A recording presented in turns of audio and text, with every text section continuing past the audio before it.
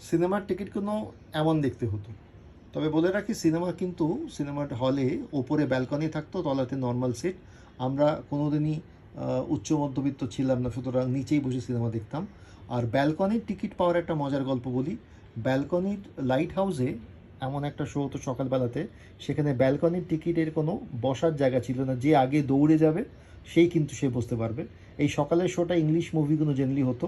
College স্কুলের সময় আমরা লাইন দিতাম, একটা গেট খুলে যেত, সেই গেট খুললেই দৌড়ে যে আগে বসবে সেই ব্যালকনির সিট পেত।